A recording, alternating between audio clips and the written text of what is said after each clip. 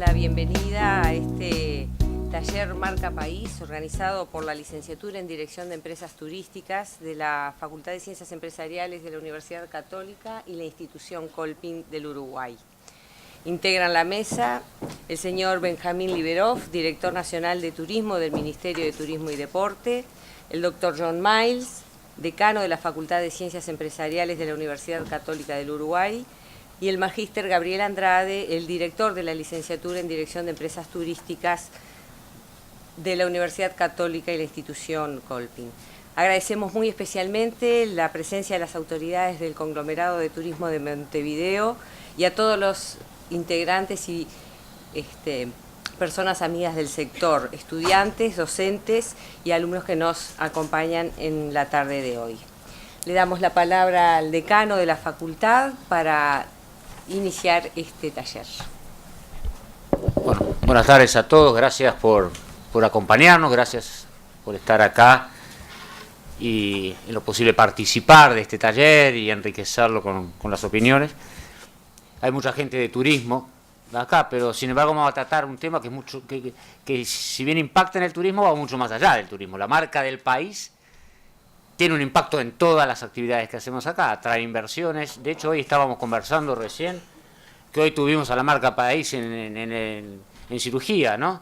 Parte de la marca de país, hoy el tema de la marca país fue la cirugía de Suárez y a ver cuándo nos deja bien, ¿no? Entonces, desde ese lugar del deporte, bueno, que está unido, pero el desarrollo de inversiones, acá hay alumnos que vienen de la Licenciatura de Negocios Internacionales, también si será importante para el desarrollo de negocios, de comercio, el tema de generar una marca país potente, fuerte y sin duda para el turismo. Por eso es bueno estar acá, es bueno que estos temas estén en la mesa, que los podamos ir conversando, que podamos ir fortaleciendo esta marca país en todos los aspectos, y por eso me parece importante esto acá, que también lo estamos haciendo en el marco de, nosotros tenemos esta licenciatura en Dirección de Empresas Turísticas, que este año está cumpliendo 10 años, ya tenemos casi 5 años de egresados, pero 10 años con ganas de trabajar en la profesionalización, en el fortalecimiento del sector turístico, que como todos sabemos hoy es el mayor exportador del Uruguay. Y bueno, queremos que, además del mayor exportador, el que tiene la capacidad de distribución de esa riqueza que obtiene del exterior, distribuirla de forma más equitativa entre distintos uruguayos y distintos sectores. Así que les agradezco porque estén acá compartiendo con nosotros y vamos a aprovechar todos este taller en esta tarde. Vamos a ver, ¿cuántos de aquí son del área de turismo? Por favor, levanten la mano. Bien. ¿Empresariales o relaciones internacionales? ¿Y los otros qué son? Porque hay algunos que no levantaron la mano. Bien. Entonces, efectivamente, como decía el decano, de lo que vamos a hablar en realidad no es de un tema turístico, afecta al turismo, pero de alguna manera hace al país, efectivamente. Si yo les dijera muy rápidamente, díganme cuál es, o si cada uno de ustedes tiene marca, ¿qué me contestarían? ¿Tienen marca?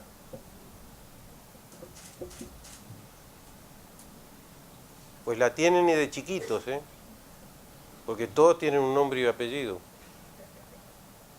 Eso es una marca. Y yo supongo que a ustedes les gusta o les interesa que al nombre de ustedes se asocien cosas buenas. En definitiva, que se pueda decir, como recién decía, es un buen tipo, una gran mujer. En definitiva, cuando vamos a hablar de marca, vamos a estar hablando de eso. Ni más ni menos, pero asociado a países, a empresas, a organizaciones. Pero, efectivamente, vamos a tratar de avanzar en algunas cosas que tienen que ver con criterio general, porque de lo que estamos hablando no es de un fenómeno nuevo, En todo caso, podemos tener fenómenos nuevos o desarrollos nuevos en los últimos años, pero no es un fenómeno nuevo. Como no es nuevo tener nombre y apellido. Y desde ese punto de vista, cada uno trataba de individualizarse, trata de que efectivamente ser reconocido. Por lo tanto, vamos a utilizar algunas definiciones más o menos generales y voy a ir rápido, porque esto lo encuentran en los libros, no es necesariamente lo que a mí me interesa hablar o intercambiar con ustedes hoy aquí.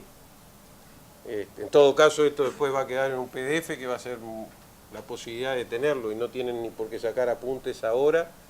Prefiero que efectivamente podamos conversar más que agachen la cabeza y le den. Aparte me están grabando. Están grabando, así que si digo disparates quedan grabados también, no hay ningún problema. Entonces, a nivel internacional se pueden tomar varias y van a haber muchas. ¿Sí?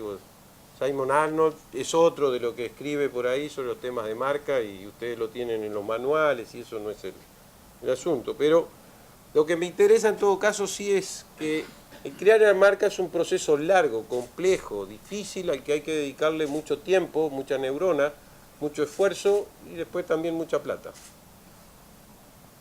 Entonces, de alguna manera, tenemos que tratar de efectivamente, como se dice ahí, de conciliar las capacidades y una visión que tengamos de país. Después me voy a detener un poquitito más en eso. Y cada uno de los actores tratar de que efectivamente encastren en eso. En esto acabamos de decir efectivamente hace un rato de que la marca tuvo un problema hoy. La marca de la Celeste y la marca del país. Pero, si lo miramos desde el punto de vista marca, los centímetros columna y los minutos y segundos de televisión en el mundo y los miles de Twitter y Facebook que hoy ponían la palabra Luis Suárez, el delantero uruguayo, como quieran ponerle, Luisito, o lo que fuera, hacen de que en el mundo se hable de Uruguay. Yo no estoy totalmente de acuerdo con una definición que hacía un viejo político acá en el Uruguay, que no importa si hablan bien o mal, pero que hablen de mí es lo que importa. A mí, la verdad que la parte de que hablen mal no es la que me ayuda más, o no es la que me gusta que le pase al país. Por lo tanto, es una forma con la que tenemos de comunicarnos hacia afuera y que de alguna manera se relaciona a cómo nos ven. Por lo tanto, esa marca no solo es importante en sí misma, sino que se supone que es la que nos va a ayudar a diferenciarnos y a ubicarnos en ese mundo. Y el mundo es ¿no? Algunas ya están, esto lo hicimos hace 2 años originalmente, este collage, pero algunas ya no existen. Esto funciona, por lo menos, a ver, déjenme ver, esta ya no está. ¿Se ve bien desde el fondo? ¿O más o menos? Más o menos. La de Perú ya ha cambiado. La de Ecuador ya también cambió. Hungría también cambió. Y sucesivamente. Por lo tanto, es un mundo extremadamente dinámico. Pero vamos a ver algunas particularidades. En definitiva, es la representación gráfica, decimos, de alguna manera, que se asocia con determinados aspectos con los cuales nos visualizan y nos autovisualizamos o intentamos autovisualizarnos. Y tiene efectivamente que asociarse con cosas positivas, eso es lo que más nos interesa. De hecho, hace unos años, INAC, el Instituto Nacional de Carnes, hizo un trabajo de investigación, de visualización de Uruguay en Estados Unidos, y la respuesta era que era una hoja en blanco. El Uruguay era una hoja en blanco. ¿Eso es bueno o es malo? ¿Es malo? ¿Quién dijo malo? Ah, fuerte. Malo. ¿Por qué? Porque como que no tienen en cuenta, no conocen, como que no tienen en cuenta el aspecto que sea. Bien. ¿Y no tiene nada de bueno? A ver si... Creo que es una posibilidad también. O sea, es malo que no te conozcan, pero también es bueno que no tengas malas referencias. Te da la posibilidad de arrancar de cero y tener un buen panorama futuro. Por lo tanto, en la hoja en blanco yo escribo lo que quiero. No tengo que salir a desmentir cosas que están escritas que son negativas. Efectivamente, que no nos conozca nadie no es nada bueno. Asumámoslo, o por lo menos no lo era hace unos años. Ahora, otros países tienen que comenzar a remontar.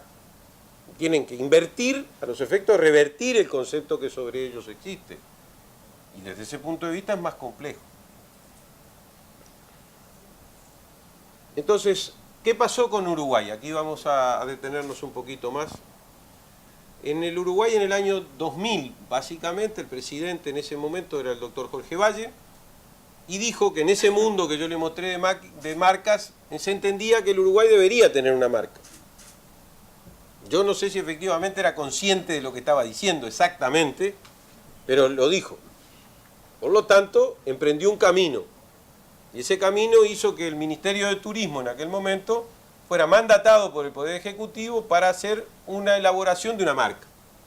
Hizo un proceso convencional, ¿correcto? Pero tomó como brazo ejecutora al Instituto Uruguay 21. Por lo tanto, se hizo un llamado a empresas para que pudieran hacer un relevamiento respecto a las características que podría tener una marca para Uruguay. Y ese llamado lo ganó la empresa Equipos Mori, hizo un proceso convencional de tomar 60 referentes del Uruguay en diferentes áreas del quehacer y los entrevistó en profundidad, como se suele decir, y eso dio un resultado. Ese resultado hizo que después se llamara a través de Uruguay 21 a una empresa para que hiciera un diseño tomando en cuenta lo que era el conjunto de los indicadores, los referentes que estaban planteados. Y desde ese punto de vista la empresa Color 9 I+D fue la que ganó y de ahí surgió ese logo que nosotros conocemos o que ahora conocemos. El hecho es que ese logo, dice la leyenda, que tenía un brazo azul y tenía un brazo verde. Cuando se lo mostraron al presidente Valle dijo, pero esa es casi la bandera de Brasil, no sirve. Entonces hubo que producir un cambio. O sea que todo eso que sesudamente se había elaborado a partir de encuestas, etcétera, tuvo un pequeño. Hace unos 3 meses el presidente Valle le dijo a la ministra que eso no era exactamente así, que dijo que tenía que ser celeste, no verde. ¿No? El cambio no era que los dos fueran azules, sino que tenía que ser celeste. Pero lo cierto es, y después lo voy a retomar esto, que el tema del dibujo, siendo importante, no es el hecho sustantivo. Es un aspecto que importa y no es lo mismo hacer un mal logo que hacer un buen logo. Pero de todas formas no es lo que determina. Y entonces, ese trabajo que había hecho Uruguay 21 tenía un correlato, como debe de tener siempre un proceso de estas características, para internalizar al conjunto de los organismos públicos, de las diferentes empresas, etcétera, etcétera, que era ese logo. Y entonces hay un manual de marca, que no solo es el que ustedes pueden encontrar en la página web de marcapaís.uruguaynatural.gov.uy, pueden encontrar el manual de marca allí, sino que, de alguna manera, tuvo un inconveniente desde mi punto de vista fundamental. ¿Yo en qué año les dije que había empezado esto? Bien. ¿Qué pasó en el año 2002 y el 2003 en el Uruguay? De la cual todos queremos olvidarnos cuanto más rápido mejor. Y por lo tanto, nadie estaba pensando cómo se aplica un manual de marca. Más bien todos estábamos pensando cómo sobrevivíamos. Por lo tanto, eso quedó en un cajón. El único sector del Estado prácticamente que mantuvo por su promoción internacional, por la elección de materiales, etc., fue el Ministerio de Turismo. Y de hecho, eso hace que de alguna manera pase esto. Que si le preguntamos a la gran mayoría de ustedes, y probablemente si salimos afuera, más allá de que muchos nos van a decir que no lo conocen, mostramos el logo, nos van a decir que es una marca turística. No que es la marca país. Eso no nos pasa solo a nosotros, le pasa a muchos. Algunos de los que ustedes vieron ahí les pasa al revés, o sea, que es una marca turística que es concebida como marca país. Volvemos para atrás rápido.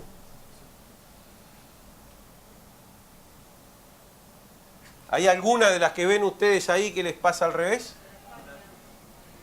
La de España, muy bien.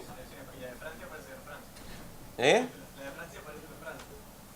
Está bien, pero esa es la de Francia. Pero la de España es marca turística, no es marca país. Hace 2 años esto tuvo, o sea, esto saben lo que es el Sol de Miró, ¿sí? Un diseño de Miró, el pintor. Bien, esto hace 2 años, cumplieron 25 años de tenerlo en el mercado como identificación de España, y por primera vez comenzaron a hacer una auditoría de percepción, no de valoración de la marca, sino de percepción, cosa que vamos a retomar. Entonces, nosotros efectivamente teníamos ese proceso, 2001, 2002, de 2003 al 2006.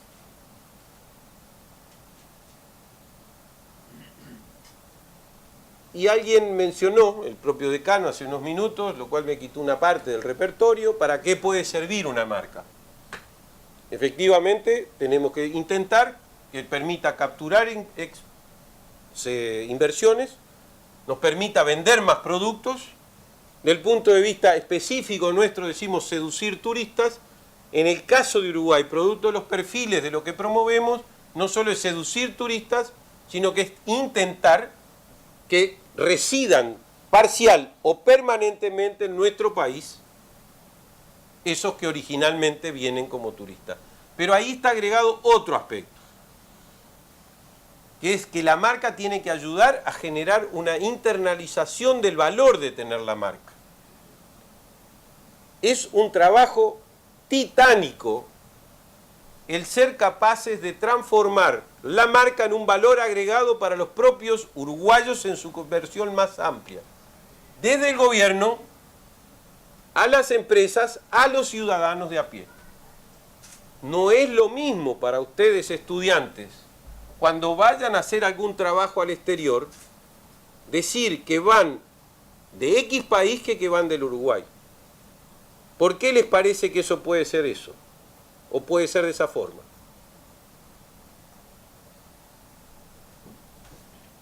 Somos de los pocos países en el mundo que reciben más turistas que tienen habitantes. Pero somos un país donde hoy por hoy, después lo vamos a retomar, hay muchos elementos que hacen que no seamos de cualquier país. Somos de Uruguay. Y por lo tanto tiene un valor agregado. Para la carne, decir que se vende carne de Uruguay significa poder vender la carne más cara del mundo. Y por lo tanto está asociado a un conjunto de valores, esas asociaciones positivas que recién decíamos, y por lo tanto tiene un valor agregado. Ahora, es titánico hacer eso. Es una labor de todos los días y a todos los niveles. Entonces, entre el 2003 y 2006 que aparece ahí, hubo un hecho en el Uruguay que también importa a los efectos de analizar el proceso de marca. ¿Qué pasó? Hubo un año 2004, hubo un año 2005. ¿Y qué pasó? Hubo elecciones y hubo cambio de administración. Y eso que normalmente en muchos países significa cambiar la marca, en el Uruguay no se produjo. En el Uruguay se asumió que tenía un valor esa marca, independiente que hubiera sido creada por otro gobierno, otra administración. Eso es lo que hace que hoy ya tenemos 12, 13 años de estar trabajando efectivamente con un mismo concepto de marca. Ahora después vamos a trabajar un poco más sobre eso.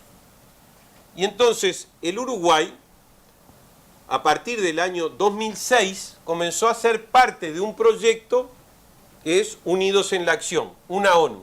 ¿Alguno escuchó hablar de eso?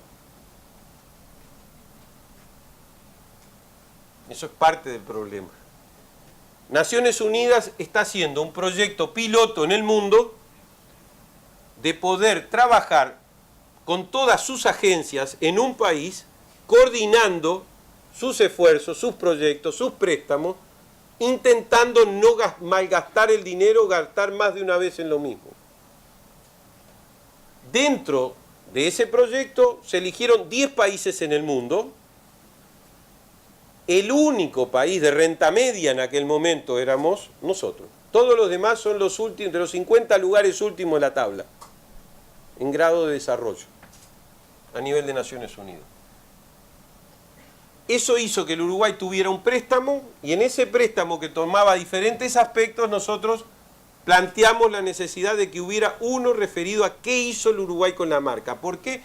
Porque en general, cuando se junta un clúster, un conglomerado, como quieran llamarle, entonces empieza el problema de posicionarnos y hay que hacer un estudio de mercado. Eso es como de plantilla, ¿no?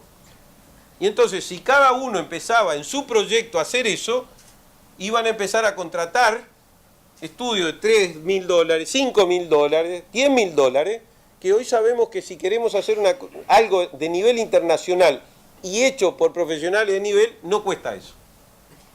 Entonces tomamos otro rumbo, que fue hacer un primer trabajo, que fue de análisis de qué había hecho el Uruguay con la marca en todo el periodo anterior. Y lo que nos encontramos, y era presumible, era que efectivamente, podíamos decir, casi nada. Pero con algunas cosas más complejas, porque si ustedes toman, cada ministerio tiene su loguito, cada empresa tiene su loguito, y en ninguna de ellas aparece el de la marca, cuando no son contradictorias con la marca. Entonces, algunas cosas que después vamos a ver que inciden para poder posicionar una marca, efectivamente tenían problemas. Y ahí ese primer estudio concluye, hay un folleto con un material que es de análisis o diagnóstico de qué pasó hasta ese momento. Y ahí se toma un segundo nivel del proyecto, que fue dentro de un programa de mejora de la competitividad del Uruguay con el Banco Interamericano de Desarrollo, se pasa a trabajar para hacer una auditoría de percepción de marca. O sea, lo que yo decía que España lo hace a los 25 años, nosotros lo pasamos a hacer con 7 años de aplicación de la marca.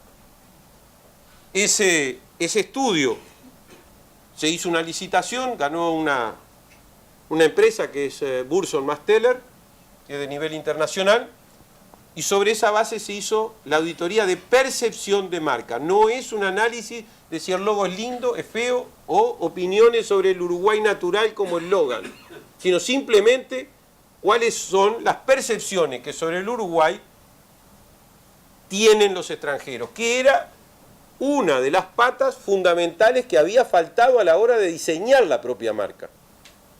Yo les había mencionado que se había trabajado sobre la base de referentes nacionales, pero el problema de una marca no es cómo me veo yo, sino que para nosotros es fundamental qué de nosotros nos ven. Es como ir al psicólogo.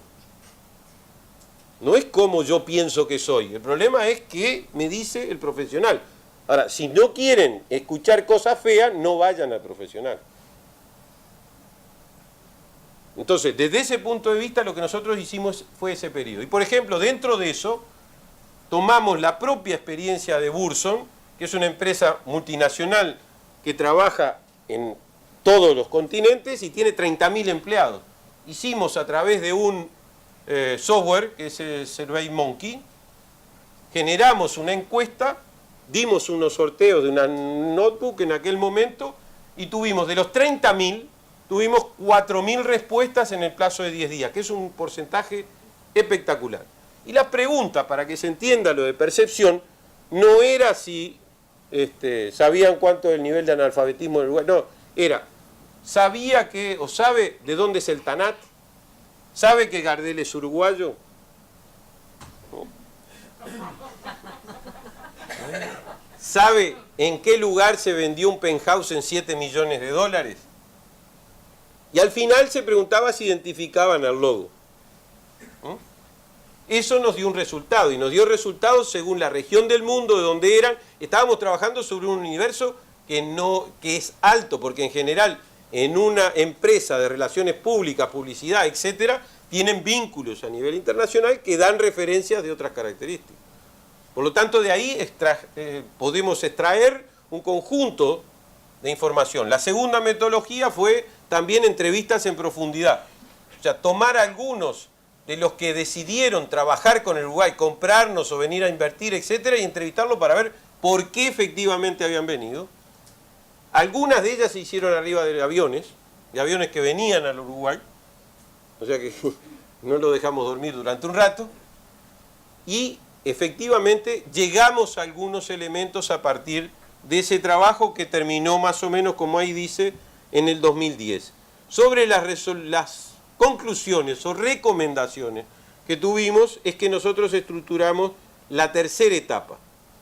Entonces, de alguna manera ahí ustedes tienen rápidamente lo que tenía como objetivo esta auditoría, que yo ya se los adelanté, la metodología también se las mencioné, y entonces ahora estamos en la etapa que tiene que ver con estructurar una nueva institucionalidad para la gestión de la marca país en el Uruguay.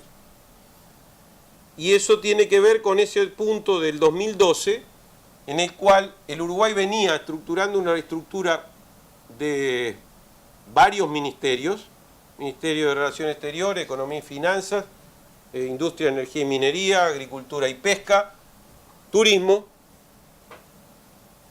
y la Oficina de Planeamiento y Presupuesto.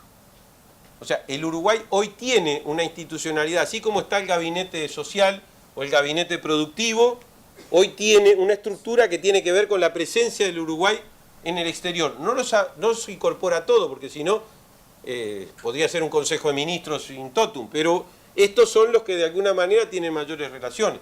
Últimamente la gente del MTOP también plantea, producto de ser un hub logístico, etcétera, determinadas condiciones, pero todavía tienen que remar un rato, no los vamos a dejar. Y entonces,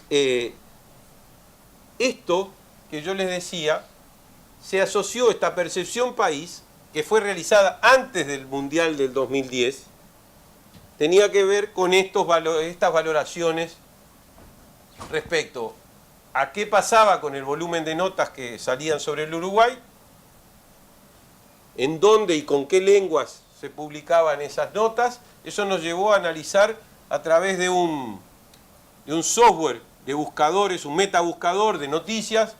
Trabajó sobre 21 países y 55 ítems que nosotros determinamos que eran prioritarios para tener idea de percepción.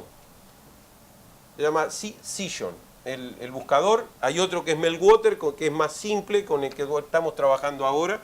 Pero hicimos un seguimiento durante 6 meses y al mismo tiempo hicimos seguimiento de las redes sociales para ver si existían blogueros o si existía algún referente en particular. En aquel momento no existía. Hoy el principal referente a nivel de tuitear o de redistribuir información en redes sociales para nosotros es Ricky Martin. Todos los temas que tienen que ver con la diversidad en el Uruguay, etcétera, genera. Entonces, por la cantidad de seguidores que tienen, da una impresionante distribución. El otro escala, el de CNN, el entrevistador. Puede haber algunos aspectos puntuales en los cuales hay otros, pero hoy ese es. Y a nivel de medio de distribución de información, es la agencia de prensa EFE para todo el habla hispana, vinculado a Iberoamérica más los hispanos en Estados Unidos. Eso a nosotros nos da una referencia que, luego de aquel estudio que yo les mencionaba, INAC, y de otras cosas que tenemos, volvemos sobre la misma situación. En realidad, el desconocimiento. Ahora, el Mundial cambió cualitativamente la situación. Después vamos a avanzar un poco más sobre eso. Y entonces, aquí ustedes ven algunas cosas, o empiezan a aparecer algunas cosas, que en realidad van más allá de lo que a nosotros nos parece muchas veces que pasa. Porque efectivamente la estabilidad, la movilidad, el nivel educativo, nosotros discutimos si el nivel educativo del Uruguay está bien, está deteriorado, esto. El problema no es cómo lo discutamos acá. A la hora de discutir sobre posicionamiento país y la marca país, qué votamos cada 5 años y qué discusión tenemos acá no es lo relevante. Ese es en el salón de al lado, cuando vienen los encuestadores, cuando yo no estoy. Y hablan de efectivamente cómo van a ser las elecciones y demás. Aquí lo que importa en esto es saber dónde quiero que a mí me ubiquen y cómo tengo que trabajar para que efectivamente eso pase. Si no entendemos eso, efectivamente es muy difícil hacer una discusión sobre marca país. No acá, en cualquier lado. Y por otro lado, el tema de la interinstitucionalidad público-privada es muy importante, no solo para el turismo, sino también para trabajar en esto. Porque en definitiva, de esa captación de inversiones, de esa colocación de productos, de eso traer turistas, no es el Estado en que en definitiva lo va a resolver, lo van a resolver los privados. Por lo tanto, la acción público-privada en esa dirección es muy importante. Pero lo otro que quiero sí, y me parece, y lo puse en rojo, es que la recomendación era no cambiar. No cambiar el logo y no cambiar la marca. Cosa que discutimos acá en el Uruguay hasta el hartazgo. Pero lo cierto es que si un país pequeño, con pocas capacidades de inversión, tiene que salir a pelear en ese mundo de las marcas y cree que con 10 años de actuación puede efectivamente o debe ir a un cambio, no. Eso no quiere decir que la que esté bien y que todos estemos de acuerdo. No estamos diciendo eso ni se debe decir eso. Pero lo cierto es que la recomendación fue no cambiar. Y desde ese punto de vista seguimos trabajando. Ahora, efectivamente, hay cosas de ese no cambio que tienen que ver con que las identificaciones positivas o negativas que pueden haber al respecto. Y esto nosotros lo sabemos. Ustedes, si ya están terminando tercero, segundo, ¿qué año están terminando algunos? No hay nadie de primero. Hay algunos, bien. Para los que tenemos unos años más, los productos japoneses hace 20 años atrás no le generaban atracción a nadie. Hoy, si hablamos de la Sony, estamos hablando de productos de calidad, entre comillas. Entonces, hoy decir que es un producto japonés le agrega valor al producto. Entonces, desde ese punto de vista, la percepción y la marca no son cosas iguales, pero son cosas que tenemos que trabajar de la misma manera o en la misma dirección. Y por lo tanto, por eso yo decía lo del valor agregado. Ya. ¿Esto qué es? Fácil, ¿no? Bien, perfecto. Esta también es fácil. ¿Este país tiene marca? ¿Sí? ¿Cuál es la marca? ¿Y cómo es la marca de Suiza? Es la bandera, no tiene. Suiza no tiene marca. Federer, ¿no? Pero Federer le suma a los suizos. No es que Suiza le suma a Federer. Por lo tanto, hay momentos y momentos en los cuales uno vale para un lado y para el otro. Lo que quiero decir es que el dibujo no necesariamente hace al posicionamiento y es en lo que nos tenemos que pelear. Ni siquiera el eslogan. ¿Identificamos a estos países con esos productos rápidamente, sí o no? Más o menos, ¿sí? Ninguno de ellos tiene marca. ¿Por qué no precisan? Porque tienen, o sea, son países que son mundialmente sumamente conocidos, tienen 4.000 aerolíneas que llegan de toda parte del mundo, que cualquier crucero que te tomes en una zona cercana va a ser destino, que las ciudades son la mayoría metrópolis, que tienen grandes multinacionales, que tienen sedes en todo el mundo, así que es una marca que se identifique. Muy bien, eso lo puedes decir tú aquí y ahora. ¿Sí? Pero cuando Estados Unidos estaba en la guerra de la secesión, ¿quién lo conocía a Estados Unidos si no era por la guerra?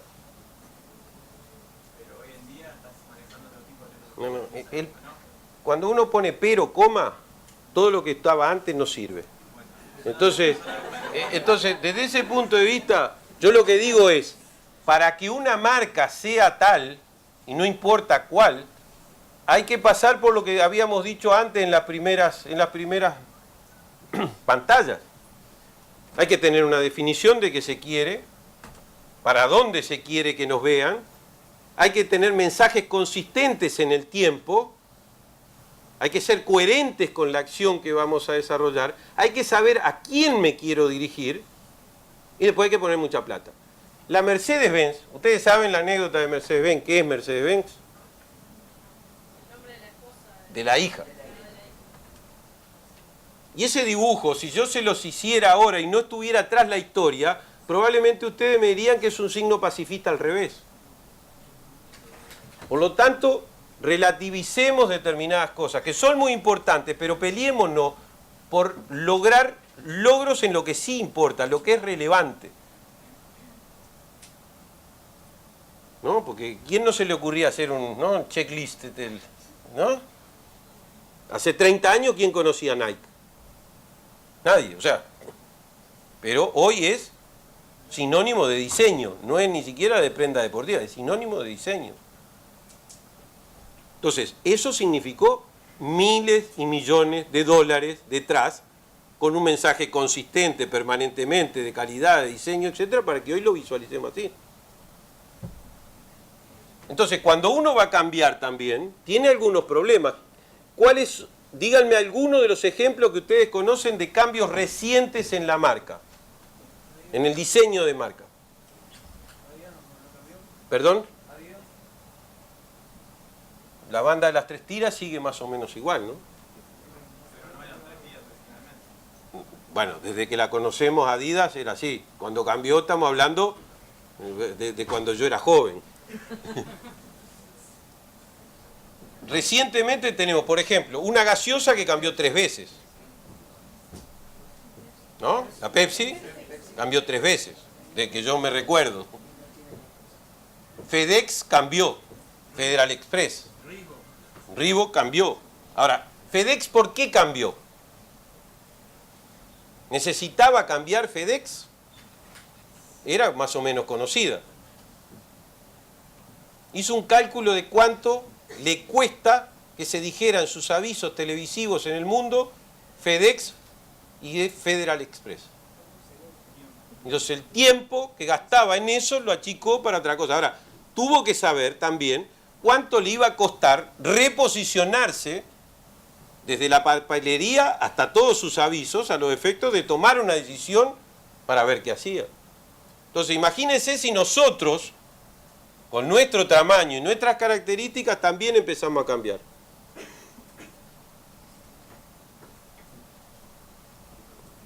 Por lo tanto, estamos efectivamente ante un desafío global en el cual tenemos que tomar decisiones y ver cómo las procesamos esas decisiones. En definitiva, la marca y las percepciones tienden o deben tender a buscar definiciones sobre las conductas en los mercados y de los seres humanos en los mercados. Y esas conductas van a ser positivas o negativas en función de lo que nosotros logremos. Y esas conductas tienen que ver con estos aspectos. ¿Compro ahí o no compro ahí? ¿Viajo ahí o no viajo ahí? Entonces, en la medida que nosotros tengamos capacidad de incidir sobre esto, con nuestros mensajes, con nuestra actitud, con nuestro trabajo, con nuestras empresas, con nuestro Estado, vamos a estar efectivamente contribuyendo a la marca o no, independiente del dibujo, independiente del eslogan que tenga asociado ese dibujo. ¿Qué teníamos en el 2010 como puntos o aspectos diferenciadores por los cuales el Uruguay era conocido, comenzó a conocerse después del Mundial? Algunos están allí. Yo diría que el más distintivo de todos durante un periodo fue el Plan Ceibal. Entonces nosotros cuando salíamos a promover muchas veces turismo, y acá tengo algunos de los que me han acompañado estos años, nosotros llevamos imágenes de la Ceibalita. Porque no es lo mismo decir que soy de un país de 3 millones, que tiene Punta del Este, etcétera, que decir, vengo del país donde por primera vez todos los niños de las escuelas públicas tienen una computadora personal. Eso es un diferencial. Es la primera vez que el programa de Negroponte, planteado del MIT, se materializaba. Entonces, eso para la oreja, lo mismo que para la oreja decir que uno viene de un país donde es el único del hemisferio occidental que se produce caviar. No importa si es mucho o es poco, pero se produce caviar. Y hemos seguido desarrollando. Es el primer país del mundo donde todo el stock vacuno está individualizado, no se puede comercializar si no está individualizado a través de la trazabilidad. Y eso en un mundo que tiene problemas de seguridad alimentaria es un factor diferencial a favor. Entonces, si yo vengo de ese país, genero asociaciones positivas que tienen que ver por qué puedo ir a conocer ese país que tiene playas o que tiene determinadas características patrimoniales o tiene la posibilidad de todo con cierta cercanía. Entonces estoy incursionando sobre el tema de la marca, de las percepciones, no necesariamente de los ángulos convencionales que en el turismo podíamos tener o tenemos. Lógico, después de eso tiene que venir que tengo buena calidad de servicio turístico, porque si no, no tiene sentido mi promoción. Pero se da de suyo, es como si hoy alguien quiere poner una pizzería y no hace bien la pizza. O sea, se parte de la base que tengo que hacer una buena pizza, si no me voy a fundir. Después viene el problema de que mi baño tiene que estar bien, porque si todos hacen buena pizza, la diferencia está en el baño, no en la pizza.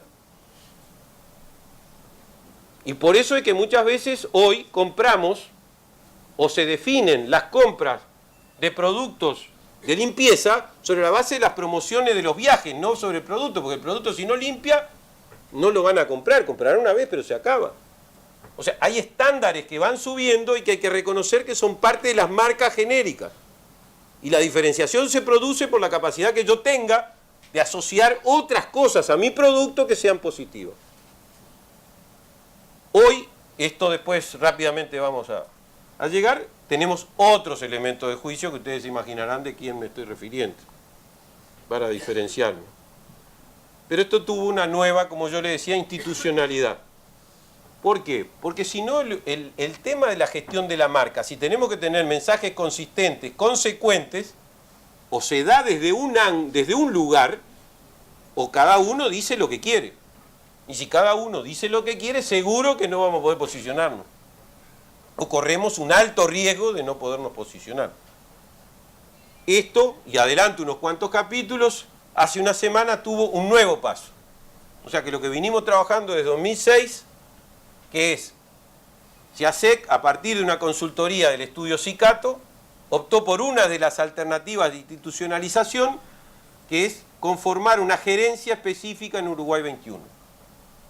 O sea que de aquí adelante lo que va a estar planteado en el Uruguay es que esa gerencia en Uruguay 21 va a gestionar la marca país, en acuerdo con CIASEC, que es el órgano político que va a regir eso, y que el Ministerio de Turismo seguirá teniendo el mandato institucional de relación con eso, por lo menos por ahora. Pero quiere decir que efectivamente se quiso ir en una determinada dirección, se trabajó en esa dirección y hoy estamos en esa dirección logrando un cambio en la realidad institucional del país para la gestión de la marca en el Uruguay. Entonces, hoy nosotros tenemos un conjunto de acciones que llevamos adelante para respaldar lo que es el planteo en relación con la marca. Y esto lo estamos haciendo. Es un equipo de 5 o 6 personas que llevan adelante este tipo de trabajo en todo el Uruguay, no solo en Montevideo. En particular, yo diría que nosotros, aparte del seguimiento de prensa que estamos haciendo con esas características, también hacemos lo que se denomina seguimiento de rankings. Los rankings para nosotros tienen dos valores. Uno, que si nos posicionan bien, son de referencia para muchos actores a nivel internacional y nos ayudan. Pero hay otro, y que es muy importante, que es que nos tiene que ayudar a mejorar la calidad de vida de los uruguayos. No es para ponernos a discutir si con el ranking que hace el World Economic Forum me ranqueó bien o me ranqueó mal. Voy a trabajar para que me ranquee bien. Pero en definitiva, los indicadores que ellos miden, para nosotros son relevantes desde el punto de vista de la calidad de vida de nosotros. Ahora, hay que saber que muchas veces, muchos de esos rankings se hacen con factores de subjetividad muy amplios. ¿Por qué? Porque le preguntan a actores locales qué opinión tiene sobre tal o cual aspecto de lo que está pasando. O sea, trabajan sobre las variantes, sobre las blandas con subjetividad, y las duras las tienen algunos rankings, no las tienen todas.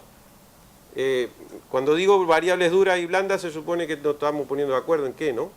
¿De qué estoy hablando? Las pirámides de edad de la demografía son variables duras dentro de una sociedad. Hay datos objetivos que se trabajan de determinada manera. Hay otras que son blandas que son aquellas que son de percepciones o de subjetividades, de análisis, que no tienen las mismas características. Entonces, si en algunos rankings, para opinar sobre lo que está pasando, son por subjetividad y no por valores objetivos, corremos el riesgo de que efectivamente puedan haber deformaciones sobre lo que está ocurriendo. Pero en todo caso, lo que nos tiene que importar es que esos análisis nos ayuden a mejorar, en primer lugar, la calidad de vida de los uruguayos. Voy a poner un simple ejemplo. El Doing Business es un ranking que hace el Banco Mundial.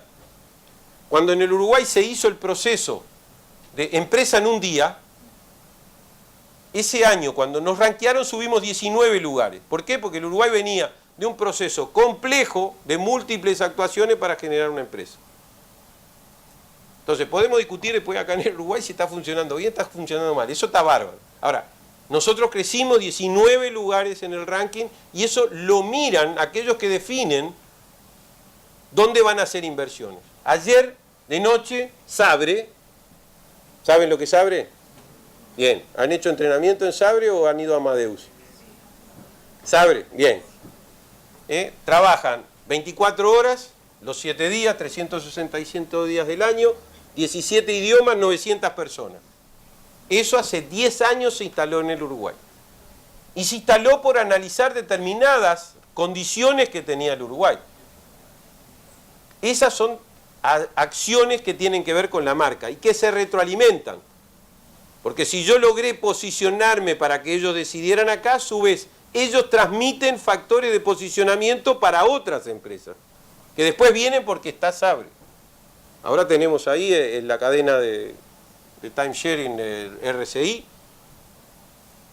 tenemos despegar.com funcionando allí, pero ese es un lugar, una experiencia concreta que tiene que ver con los valores que el Uruguay tiene para que la gente venga y se posicione.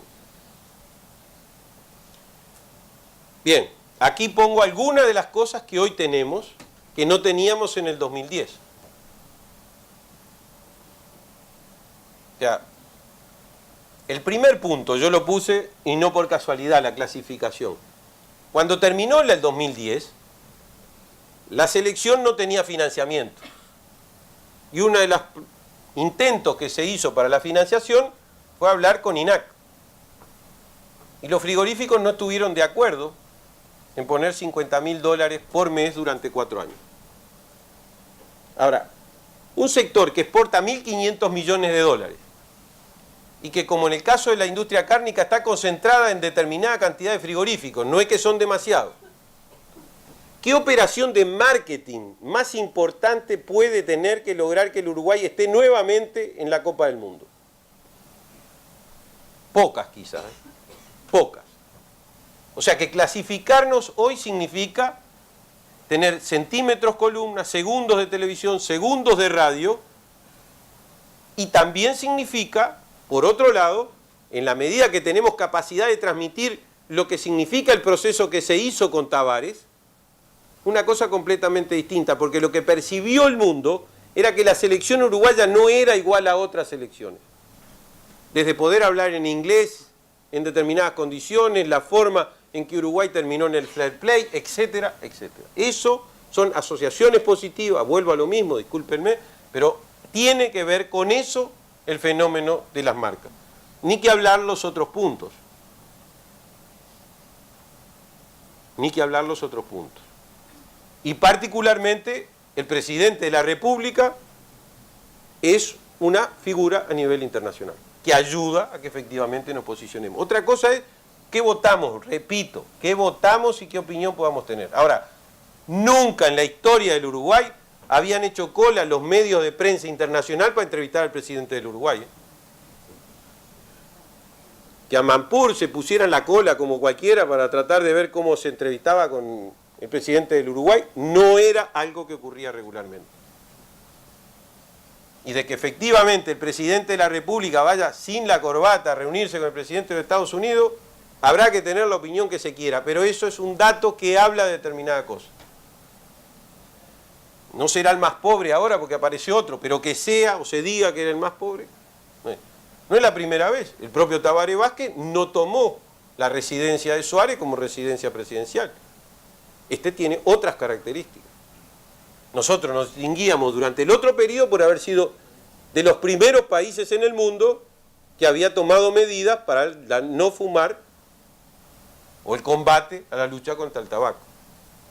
Entonces, esos son factores que de 2010 para acá, al decir de un agente de viaje que conocemos, nos evitaban los 15 minutos de geografía que teníamos que estar siempre que nos reuníamos con alguien, a los efectos de decirle que no éramos Paraguay, que no teníamos catarata, y que estábamos entre Argentina y Brasil. Hoy eso, no digo que no exista en algún sector, pero eso ha cambiado sustancialmente. Y eso ha cambiado sustancialmente por factores como estos, pero también con unas acciones como la del propio presidente de la República. Entonces, llegamos a un punto que es bien interesante, que no necesariamente todos pueden o estarán de acuerdo, pero que nosotros entendimos que había efectivamente que dar un paso más en el fenómeno del posicionamiento de Uruguay y la marca. El Uruguay natural, producto de esa acción a lo largo de los años, de la vinculación con el tema turístico, ¿qué valoración hacen ustedes de la marca o del Uruguay natural? ¿Nos identifica? ¿Sí o no? ¿Sí? ¿Están seguros? Vamos a ver donde estábamos haciendo las papeleras. Teníamos el debate con la Argentina. ¿A usted le parece que eso no entraba en contradicción? Yo creo que va a ser difícil mantenerla a lo largo del tiempo, me parece. O sea, como que empezó como un buen concepto, pero no sé si ahora va a seguir siendo un buen concepto, a partir de ahora. Sobre las papeleras, la melancolía, etc. Bien. Muchos temas A ver. que son, como decís, que no importa cómo nos veamos nosotros, sino cómo nos vean, pero cuando esos temas salen, llega la controversia que sea ellos. No, desde ese punto, yo estoy de acuerdo con ella desde el punto de vista de la complejidad que tiene. Pero desde el punto de vista de todos los trabajos que estamos haciendo es al revés. De afuera siguen pensando que nosotros somos un país natural. ¿Sí? Sin duda. Sin duda. O sea, si hay un lugar donde piensan que nosotros efectivamente somos un país que cuidamos el medio ambiente, en la Argentina. Porque se comparan con ellos mismos. Bueno, no, esa es otra discusión. Esa es otra discusión. Esa es otra discusión. No es la pregunta que yo hice y es otra discusión. ¿Ah? Argentina tiene una, ahora tiene una Argentina natural, ¿eh? Entre las cosas que pone. Exacto. Ahora, vamos a ver lo siguiente. Hoy ha transcurrido el tiempo. ¿Hay algún factor que mencione que el Uruguay dejó de ser un país natural por las papeleras? Y ahora tenemos 4 o 5 años, ¿no? No lo hay. ¿Quieren discutir sobre la minería? Agri, discutamos. No, digo en el buen sentido, por favor. No, pero a lo que voy. Tiene un turista Sí, con una mente bastante ecologista y sí. me dice, che, ¿por qué la marca de Uruguay es Uruguay natural si tienen una minera y tienen las papeleras Bien, y tienen qué sé yo? perfecto. Muy bien. Nada para decirle. ¿Cómo que no? La primera cosa que yo le voy a decir es, mire, yo quiero que mis nietos vivan en un país en condiciones medioambientales saludables. No tengo por qué partir de la base que usted a mí me considere un estúpido, que estoy haciendo cosas para que mis nietos no puedan vivir en ese ambiente. Tengo técnicos que se han formado, y si no hay condiciones para avanzar en eso, y justamente le pusimos a esas papeleras la mayor de las normativas de control medioambientales que existían en el planeta hasta ese momento, que ni siquiera se estaban aplicando en la Unión Europea en ese momento. Y hoy todos tenemos la posibilidad, si somos un poco, digamos, amplios como para mirar, de que Finlandia es el país del mundo que tiene los estándares reconocidos medioambientales más grandes y tiene papeleras como la que tenemos nosotros. Y Suecia, lo mismo. Y Noruega, lo mismo. O sea, no digo que no sea que haya que discutir y que haya que verlo, al contrario. Nosotros le propusimos, y yo estuve en el equipo que de alguna manera discutió con los argentinos, nosotros le propusimos a los argentinos que entraran en la organización público-privada para hacer las evaluaciones de los indicadores que diera. Se negaron sistemáticamente los grupos y el gobierno durante 4 años. Si nosotros no tenemos ningún interés en contaminarnos, ¿hay alguno aquí que por casualidad quiera vivir en un país contaminado? Es un tema técnico, es un tema científico y a mí me tiene que preocupar, sin duda alguna. Claro, yo lo que voy es a lo largo del tiempo, o sea, de las papeleras fue hace 5 años, ahora está lo de la minería. Bien, a la minería. Perfecto, pero la papelera se demostró que podíamos, ¿cierto? Bueno, está bien. Ahora, si yo tuviera con la misma tecnología que tenía la papelera de Pontevedra, efectivamente iba a ser un desastre ecológico, pero no es lo que tengo. Bueno, no, pero los argentinos no los pongamos aquí. Digo, yo soy hijo de entrerriano y madre tucumana, así que me cuido de hablar con los argentinos, ¿eh? Pero fíjense, la minería. Efectivamente, si la historia que vamos a emprender nosotros acá no toma en cuenta los desastres que han habido, cometeríamos un grave error. ¿Sí?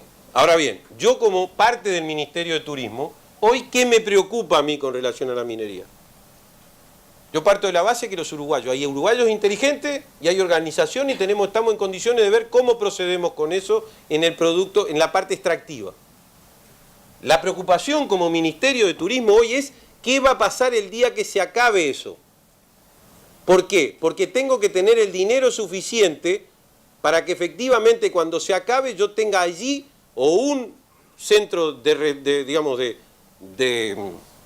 recreo náutico, o tenga una zona de usos de las aguas con sentido energético, o tengo, como en algunos casos ya existen, jardines botánicos fantásticos, o como tengo en otros lados, jardines que nos permiten disfrutar turísticamente y hacer centros de recreo turístico. En Alemania los hay, en Australia los hay. Yo acabo de venir de Alemania y a 50 kilómetros de Berlín hay un enorme, enorme parque botánico que incluso se vende como country porque está loteado, hay todo un proyecto turístico donde efectivamente antes había una extracción de minerales. Pero en España, no digo a cielo abierto, pero en España hoy se están trabajando varias de las extracciones mineras a los efectos de transformarlo en lugares de atracción turístico para hacer visitas. Entonces, lo que creo es de que efectivamente a nosotros siguen llegando, y todos los días lo podemos ver además, empresas o personas que hacen adopción de nosotros justamente por el concepto que tenemos. Y ahí es donde voy al Uruguay natural. El Uruguay natural no quiere decir solo naturaleza. Uruguay natural quiere decir calidad de vida. Y ese es el concepto con que nosotros hemos estado trabajando estos años y creemos que hay que profundizarlo. Y la calidad de vida no tiene precio. Y tengo que también se van un poco más con la calidad de vida, por ejemplo, la contaminación del gas introducido. Por ejemplo. Es interno nuestro. Exacto. No es. Lo que pasa es que los estándares están, pero no se aplican, no correcto. se respetan, se pasa un tiempo. Exacto. Todo eso es calidad de vida. Lo que Exacto. se hace y lo que se hace también. Exacto. Hay que empezar a hacer de repente más y como lo que pasa es que sale un ministerio y pasa otro y el otro queda ahí y el otro lo mira y... No pasa un ministerio. Pasa que alguien pone un tambo y no le interesa qué pasa con los efluentes. No solo pasa con los ministerios. Ah, pero también ese tambo, por ejemplo, si es una estancia, pero si vende vacas o ganado en pie, o sea, carne, leche, lo que sea, si lo que usan contamina el río, también contamina la carne, no contamina la leche. Y eso mismo es lo que nosotros estamos diciendo. Bueno, hasta ahora eso que tú dices no se confirma. La carne del Uruguay no tiene ningún factor por el cual en el mundo es la que pagan más caro. Esa parte no se controla. Lo otro es cierto. Pero hay fertilizantes, por ejemplo, que usan para plantaciones y usan Sí, el río, y esas a ver. cosas salen y se venden. Yo estudié arquitectura, ¿sí? En determinado momento nosotros usábamos el domení para hacer casas, ¿sí o no? Después se descubrió que era cancerígeno, no antes. O sea, yo lo que no puedo hacer es especular sobre lo que puede llegar a pasar. Tengo que tratar de tener la mayor información posible, la mayor investigación posible. Eso sin duda. Eso sin duda. Y efectivamente, si tengo las condiciones técnicas para poder investigar que estoy avanzando en la contaminación irresponsable, tengo que efectivamente proceder a hacer eso. Y eso es parte de lo que tenemos que hacer. para seguir abonando el camino por el cual venimos y nos reconocen, sin ningún tipo de duda. No, sobre eso creo que no es un tema para discutir, es para trabajar en concreto y avanzar. Correcto. Como me hace enseña que faltan 15 minutos todavía, entonces lo que voy a ir es a que efectivamente nosotros hemos avanzado con la idea de que esa calidad de vida por la cual se nos visualiza tiene dos, por lo menos lo que aquellos que hicieron la marca anteriormente han trabajado sobre el concepto nuevamente y han introducido los aspectos que tienen que ver con la armonía y con el espíritu. Y lo que voy a, de alguna manera, voy a apurarme, es para hablar sobre esto. Si nosotros hicimos un estudio junto con una de las organizaciones que se dedican a los temas de marca, que es Future Brand, que sacan un Country Brand Index. Hicimos un trabajo con ellos y ellos trabajan sobre 22 indicadores que van desde los atractivos turísticos, los atractivos naturales, pasando por los ambientes de negocio y también por las condiciones de vida. El año pasado, en agosto, nos presentaron el trabajo. De esos 22 indicadores, Uruguay fue el país que ranqueó primero en la mayor cantidad de ellos, en 8 de los 22. Y no estamos ranqueados en primer lugar ni en recursos naturales, ni en patrimoniales, ni en otros que tienen que ver con características más allá de lo que es la sociedad. Donde estamos ranqueados, en primer lugar, son en las construcciones sociales. Los valores que la sociedad uruguaya fue capaz de construir a lo largo del tiempo, y esto no es ni de un gobierno ni de una administración. Y esos son los valores por los cuales efectivamente optan por el Uruguay, o se visualizan en el exterior por Uruguay. En la primer columna, en todo caso, quiere decir que para estar en el primer lugar, el 22 y pico % de los 100 encuestados que se hicieron señalaron que Uruguay en ese punto está primero. Los otros tendrán 19, 20, etc. Cada uno de esos valores tiene esa referencia. Los encuestados son 2.500 ejecutivos y, digamos, viajeros del mundo, de todo el continente. Lo único que eso se hacía todos los años, ahora se está haciendo cada 2 años, y en América Latina se hizo un estudio especial. Entonces, esos son interpretaciones genéricas. Por ejemplo, cuando lo que nosotros percibimos es que a medida que se alejan en la distancia, son más difusas las apreciaciones que tienen sobre nosotros. Entonces, por ejemplo, algunas de las cosas pueden dar lo siguiente, que Punta del Este está en Argentina. Claro, pero si yo hago una encuesta acá de que me digan dónde está Bali, voy a ver si no sale peor el ranking que lo que estoy diciendo de Punta del Este. Y no pongo en el compromiso a nadie. Y estoy diciendo una ciudad importante. Por lo tanto, esa es la lógica de lo que andamos por el mundo, ¿no? Cuando nos alejamos del lugar del cual vamos a opinar, excepto que haya alguna razón específica, tenemos esas desviaciones, por llamarlo de alguna manera. Entonces, lo que es vital de esto es que efectivamente, como nos visualizan a partir de estos elementos, nosotros tenemos la capacidad, o deberemos tener la capacidad de profundizar en la marca a partir de estos valores que construyó la sociedad uruguaya para poder atraer sobre otras cosas. Es decir, no, está bien, todo esto se da en un lugar donde las distancias son muy cortas, donde aquí toda la infraestructura vial permite llegar a todos lados, donde aquí no hay grandes accidentes geográficos, donde no hay terremotos, donde no hay esto, donde no hay otro. Entonces, las playas son bonitas, todo lo demás viene sobre la base de una plataforma adquirida por lo que es la percepción desde afuera. No lo que nosotros decimos de nosotros mismos, sino que es la percepción que de nosotros tenemos o existe.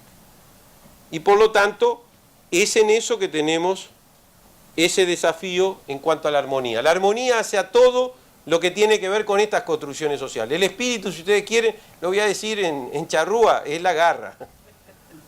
Ahora, esto es lo que hizo que de alguna manera, y con esto voy a redondear para dejar espacio a las preguntas, que la consultora que hizo el trabajo en el año 2010 decía que Uruguay era asimilable al concepto de Maverick. Aparte de decirme que es un auto, ¿qué es Maverick? Conceptualmente a partir del inglés, sí. No, fue marca de auto. No. El Maverick conceptualmente quiere decir el pequeño que acepta desafíos sin miedo cuando está convencido de algo. Conceptualmente estoy diciendo, ¿sí? Exacto. Las olas más grandes son las Maverick, exactamente. Para los surfistas, exactamente. Entonces, el Uruguay, nosotros cuando por primera vez la consultora vino y eso se hizo una presentación en la Cancillería, hacían cola para tirarle piedra, porque nadie se visualiza como un Maverick. Entonces ella dice, ¿cuántos países tienen el plan Ceibal materializado? ¿Cuántos países han tomado la decisión de la trazabilidad? ¿Cuántos países han hecho este esfuerzo de la diversidad sexual? Entonces empezaba a sumar casos en los cuales desde afuera, cuando uno los pone todos juntos, esa es la percepción que hay de nosotros. Voy a poner algunas cosas que son notorias. El Uruguay sigue siendo el país de América Latina el único que no tiene dengue autóctono. Eso para muchos de nosotros de pronto no significa nada. Para mayores de 55, 65 años que están buscando dónde residir, quiere decir mucho. Todavía no tenemos, abrimos la canilla, tomamos para pensar en Santa Lucía y no tenemos cólera. Y a pesar de los medios de comunicación que por lo menos nos encolerizan. Pero es más, el Uruguay tiene índices de alfabetización desde hace 60 años que superan el 95%. Está bien, después discutiremos los analfabetos funcionales, pero eso es real. Ahora estamos terminando un programa por el cual prácticamente el 100% de las escuelas de todo el país van a estar electrificadas. Eso no ocurre en el mundo, no lo demos por sentado. El agua también. Pero podemos, digamos, seguir dando elementos por los cuales cuando nos conocen nos visualizan de esa manera. Y por eso el desafío hoy está en eso, en asumir que el valor agregado que le agrega la marca al conjunto de la acción nuestra internacionalmente radica en que sigamos teniendo mensajes coherentes, sistemáticos, apoyados con el poco o mucho dinero que tenemos. Y eso del punto de vista turístico no es menor. ¿Por qué ustedes creen que en el año 2010 la Organización Mundial de Turismo decidió estudiar a Uruguay como un caso de éxito turístico? Y que ahora tomó los miembros afiliados de la Organización Mundial de Turismo, tomaron a Punta del Este como prospecto Punta del Este, a los efectos de estudiar fenómenos o mejoras sobre la estacionalidad turística. No es por casualidad, amigos. Es el esfuerzo de todos los uruguayos. No lo regaló nadie.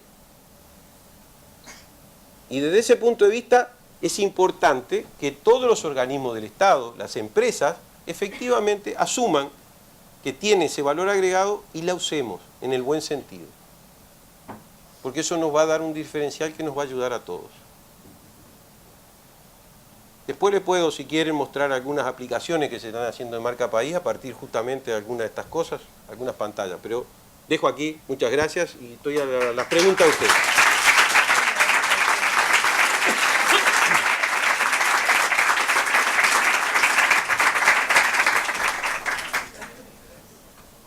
Asiento, director, así descansa un poquito. Muchas gracias, Benjamín. Como decían el decano y Teresa, este es el 10º aniversario de la licenciatura en Dirección de Empresas Turísticas. Es un año muy importante para nosotros. Este evento que estamos disfrutando hoy es la apertura del año académico de la licenciatura, del programa académico de turismo, que en la Facultad de Ciencias Empresariales incluye a la licenciatura en Dirección de Empresas Turísticas, a la Cátedra de Investigación en Turismo Buquebús, al Centro de Investigación en Marketing y Turismo que tenemos en la sede Punta del Este y probablemente algunos otros programas que vamos a ir agregando en el correr de este año. Y Benjamín, hago un adelanto muy probablemente un programa de turismo religioso. Sin duda, por múltiples razones.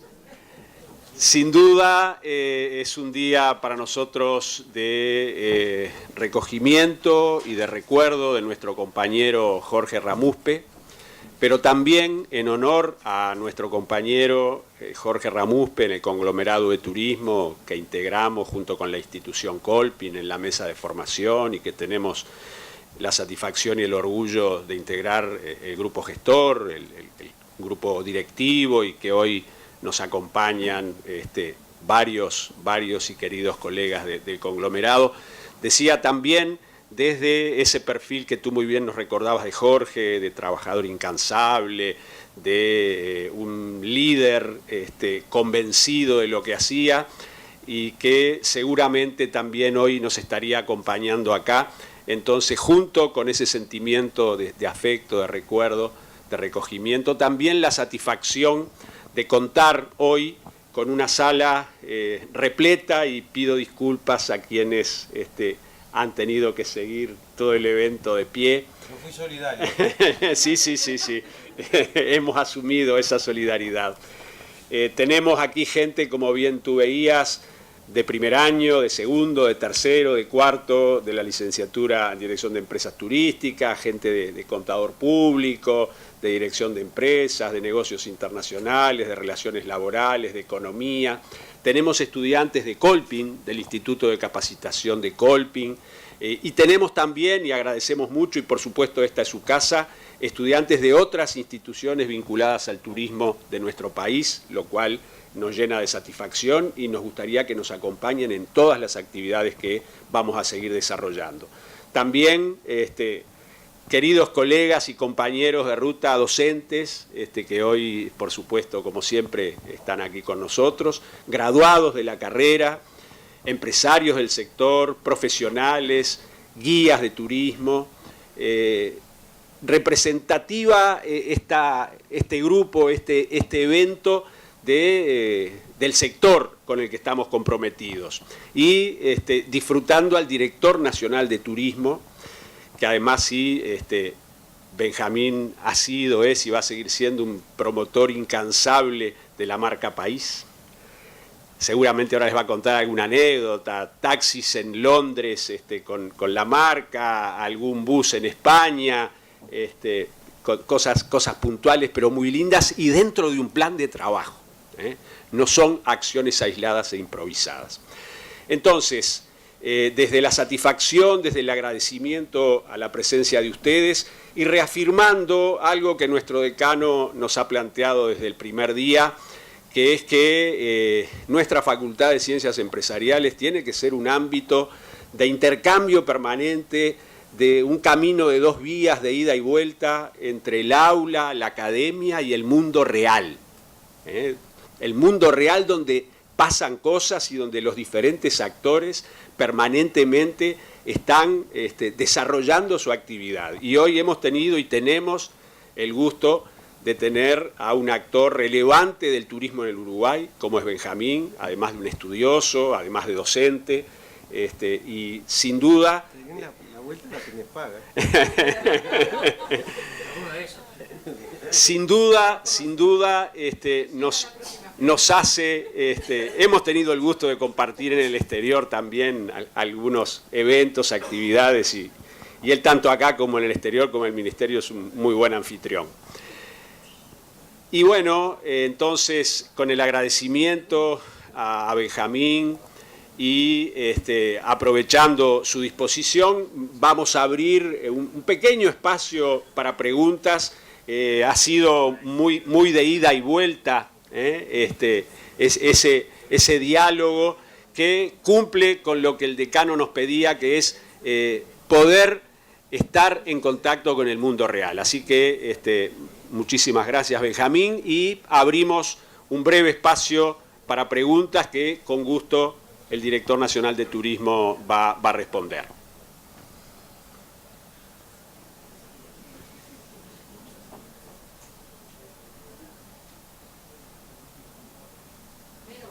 Qué tímido que está. Qué timidez, vamos.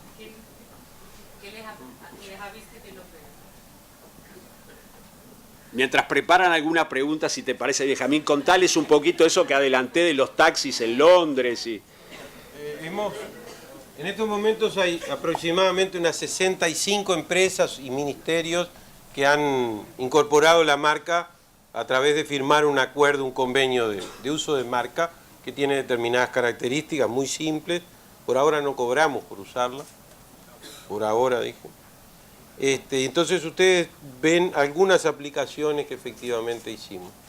Estos son 80 taxis en Londres, en el marco del acuerdo con Air Europa para la promoción del vuelo o la línea que se recompuso.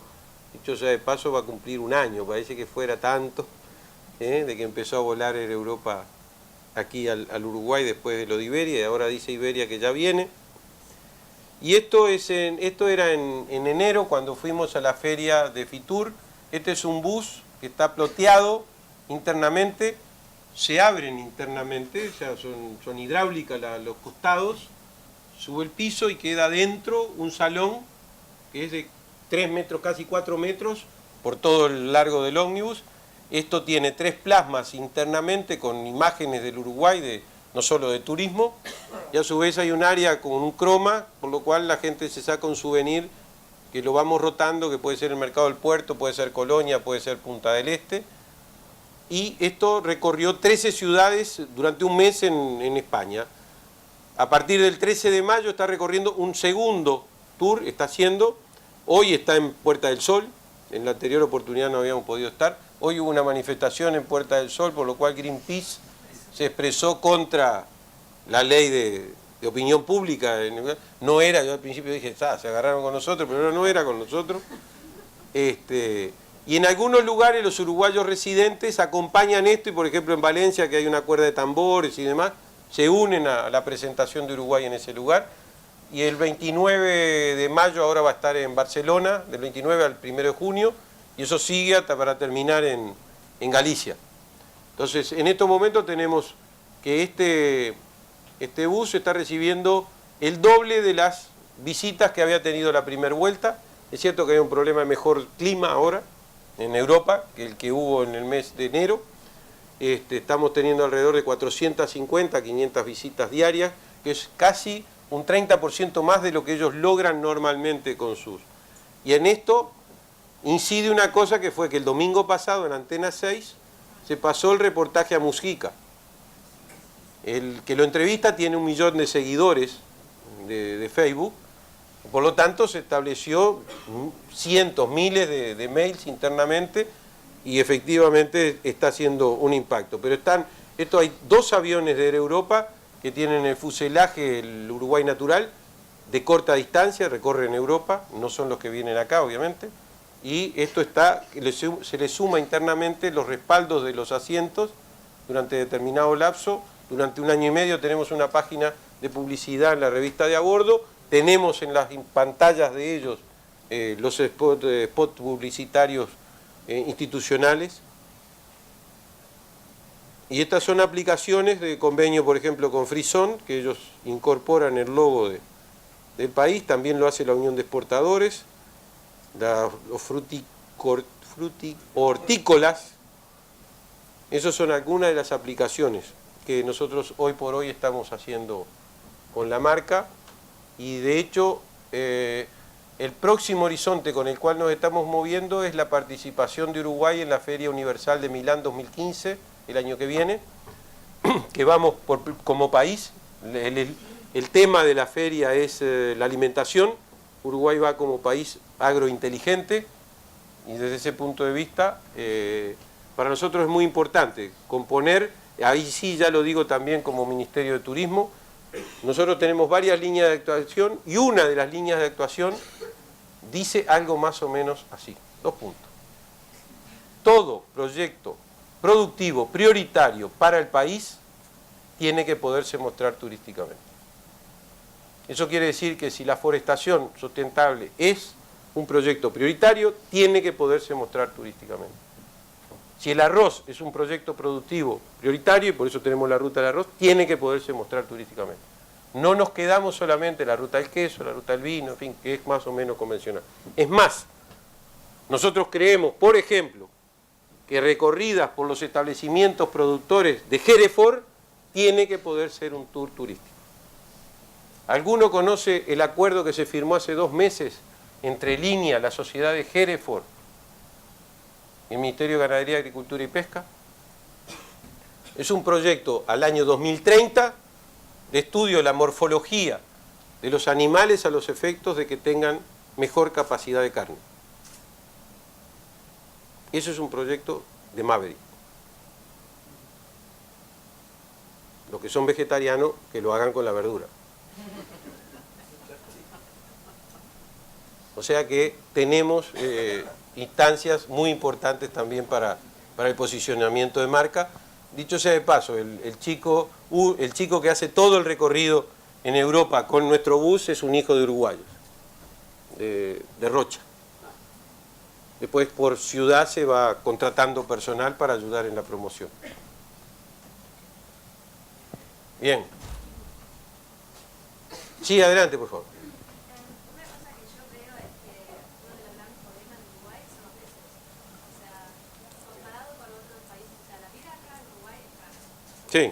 Claro, se da, no sé, hay como esos planes de acciones para turistas que sacan la IVA de restaurantes o pagan el transporte directo, pero igual me parece, o sea, los servicios turísticos como para los guías, la cosa es una cosa muy cara. Bien. Y eso lo hace difícil entender. A ver, vamos a ver un poquito eso que tú dices. Veamos. ¿Tú sabes qué es un fitito? Un fitito. El Fiat chiquito. Está bien. Si te lo quieren vender a $100.000, ¿es barato o es caro? Es caro. Bien, perfecto. Está bien. Si te venden el último BMW en $100.000, ¿caro o barato? Bien. Entonces el problema es, efectivamente, analizar cuál es la relación calidad-precio. Esa es la primera relación que tenemos que hacer. Esa es la primera.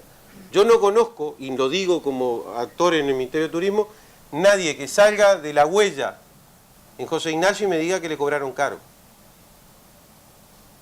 Eso no estoy contradiciendo lo que tú dices, porque yo creo que efectivamente el Uruguay, en la medida que por primera vez tiene un 6% de desocupación consistente, y tiene efectivamente un crecimiento de los salarios más bajos históricamente, como en cualquier país del mundo, no en el Uruguay, como en cualquier país del mundo se va a producir un fenómeno de encarecimiento.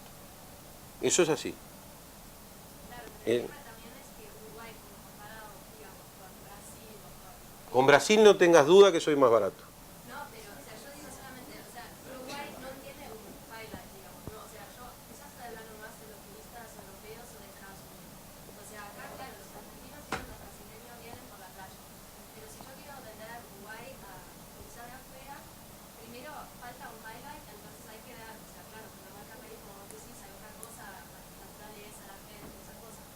Pero igual, si ellos, o sea, que tienen tanta oferta, pueden elegir entre hacer vacaciones en Uruguay o irse a otro país. O sea, dentro de Latinoamérica, Sin duda. la mayoría es más barata y tiene algo más, no sé, que llama más la atención a alguien que... A ver, lo primero es que nosotros tenemos que tener claro es cuál es nuestro objetivo de captación de mercado. Porque dicho genérico es muy difícil. La segunda cosa es que cuando tú estás hablando de mercado de larga distancia, lo que nosotros apuntamos, y acá hay operadores que te lo pueden transmitir mejor que yo, nosotros apuntamos al multidestino. El segmento de mercado que en el mundo está dispuesto a venir solo al Uruguay es un segmento extremadamente reducido. No porque lo elijamos nosotros, sino por múltiples razones. Reducido a nivel de los números que estamos hablando. Nosotros hoy tenemos alrededor de 120.000 europeos y alrededor de 90.000 estadounidenses. Y un porcentaje de ellos llegan porque cruzan por el día o hacen programas por extensión con Argentina. No es que vengan solo al Uruguay, o incluso a Brasil o a Chile en menor medida. Por lo tanto, nuestro mercado, nuestro segmento en el mundo también es bastante acotado. Lo venimos creciendo a razón de lo que crece el turismo internacional en el mundo, no el regional, que es del 4 al 5% normalmente. Ahora, tenemos un problema hoy que no son nuestros precios. La crisis en Europa es la crisis en Europa, no la inventamos los uruguayos ni los latinoamericanos. Entonces, están viajando menos. Recién este año se empezaron a recuperar algo. Y la recuperación de algo es porque bajaron los precios. Y bajaron los precios porque están en una crisis profunda. Entonces, yo tampoco como país puedo estar en función de lo que son las situaciones que se dan en esos mercados. Ahora, yo tenía problemas de conexión con Europa hace un año. Hoy no lo tengo. Tengo posibilidad de hacer otras cosas que no hacía antes. El Uruguay tenía una conexión diaria cada 5 días con Iberia, lo cual significan 300 asientos. Esos 300 asientos tenían una proporción de tráfico étnico altísima, por lo cual los operadores europeos no estaban interesados en vender muchas veces nuestro paquete, porque no tenían lugares. Ahora tengo una realidad un poco distinta, más el vuelo de Air France, más el vuelo de Iberia cuando sea en septiembre, más lo que tengo de Europa lo puedo hacer.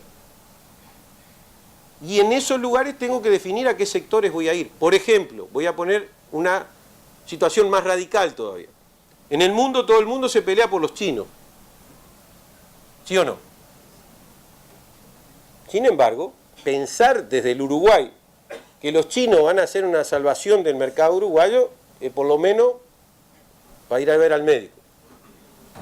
¿Bien? Ahora, lo que sí me interesa a mí, por ejemplo, es el segmento de los golfistas chinos, que hoy son 1.600.000. Y que efectivamente lo que estoy procurando es que el equipo olímpico chino, que por primera vez va a ser disciplina olímpica, venga a aclimatarse al Uruguay antes de la Olimpiada del 2016. Ahora, para eso, que empezamos a trabajar hace 2 años, hay que seguir trabajando, pero hay que formar gente en mandarín. Hay que ver las condiciones que tienen que los alojamientos para dar servicios a ellos. Entonces, no son los chinos, o sea, no es el mercado europeo, no, es acotarme con la marca, y esto vale, por ejemplo, en Estados Unidos, no es que a mí me interese promover que el mercado, el consumidor final norteamericano esté interesado en la carne uruguaya. Lo que me interesa es que los brokers que compran carne para el mercado norteamericano sí me conozcan, me valoren y me compren. Porque no es un problema de que el mercado va a tirar. Acá son efectivamente los que venden, los que satisfacen, hacen hacia la demanda. Entonces tengo que saber efectivamente en cada momento a qué me dirijo.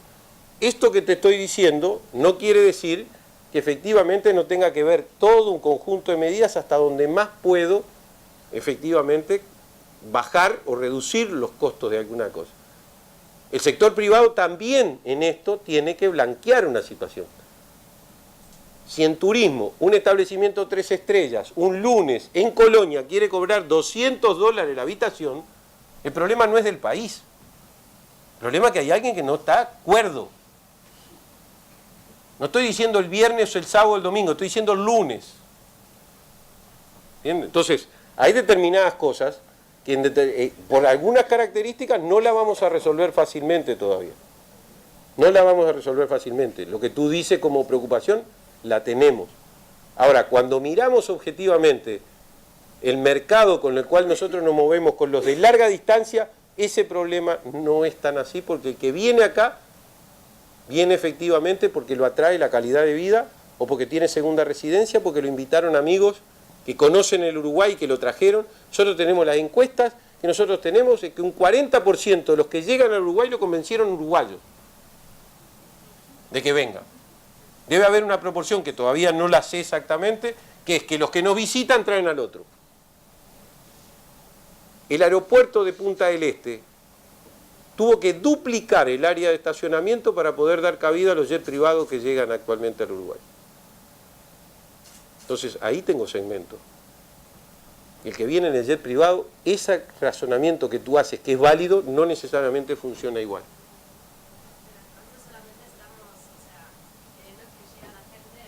No dije eso. No dije eso.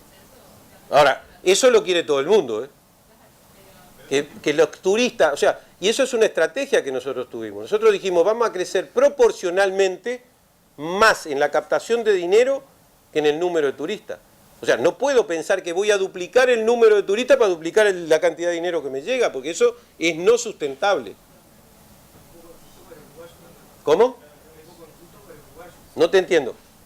No, porque justamente producto de lo que ella dijo, como nunca los uruguayos pasaron de hacer, de 540.000 uruguayos pasaron a ver 800.000 uruguayos que hacen algún viaje al año.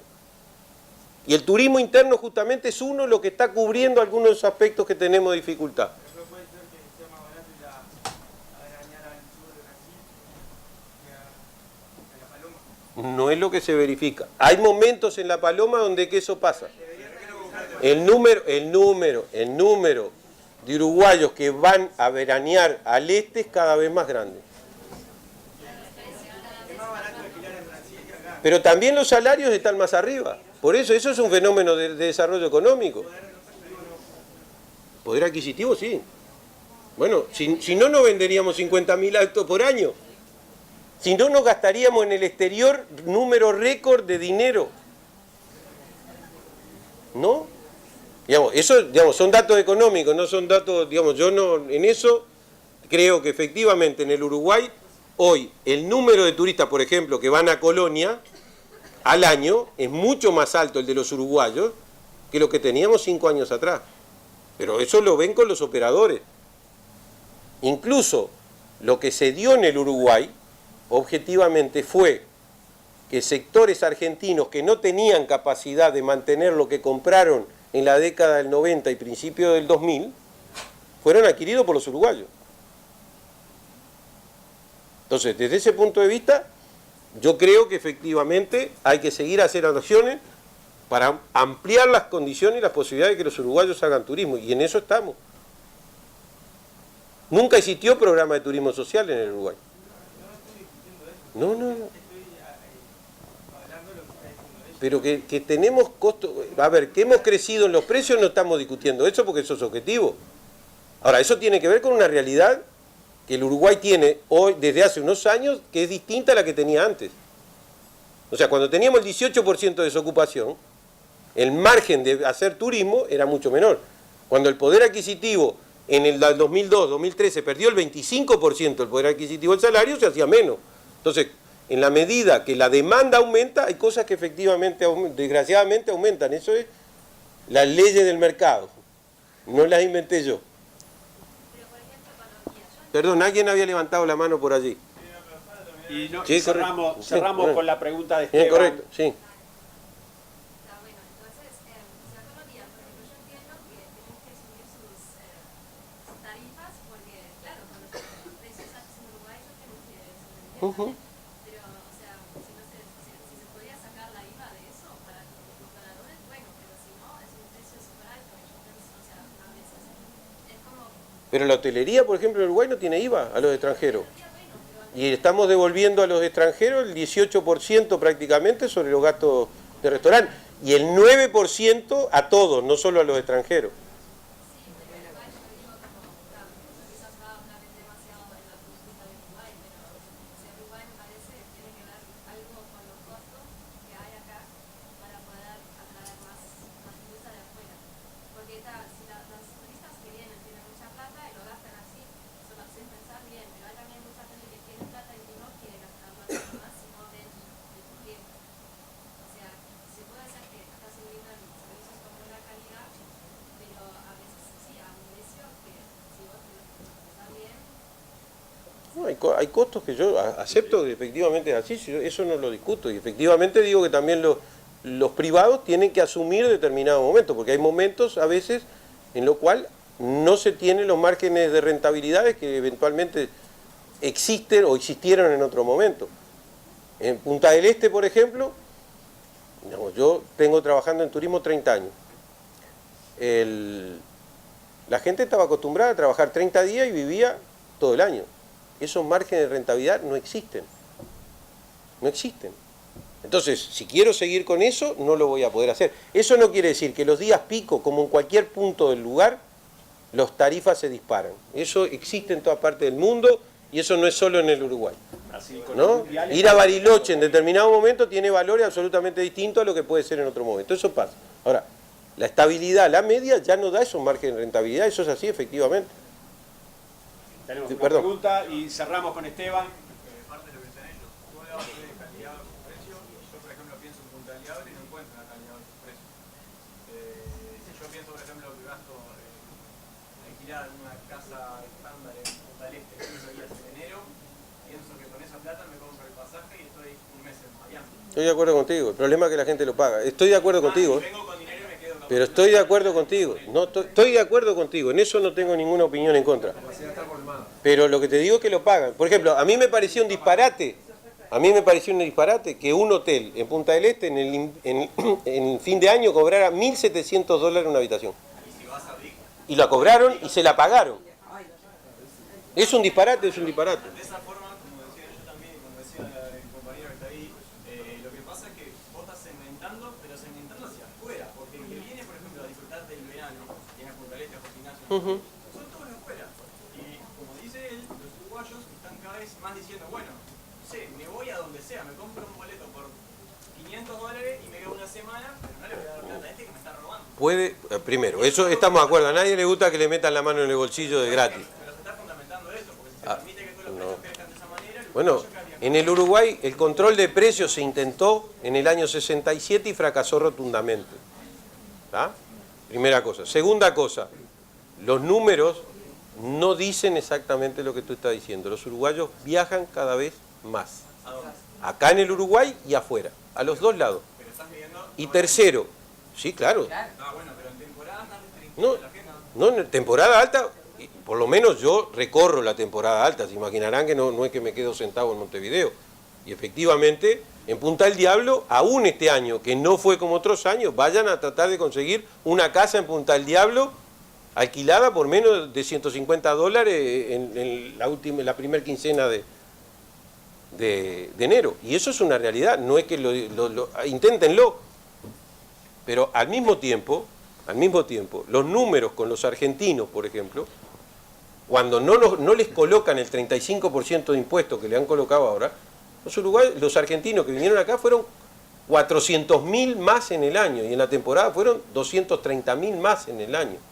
Si hoy no hubiéramos tenido la limitación del 35% de impuesto adicional del mercado argentino, nosotros este año bajamos 130.000 argentinos en la temporada. Hubiéramos estado por arriba de lo que fue el año récord, que tuvimos 1.250.000 personas en la temporada.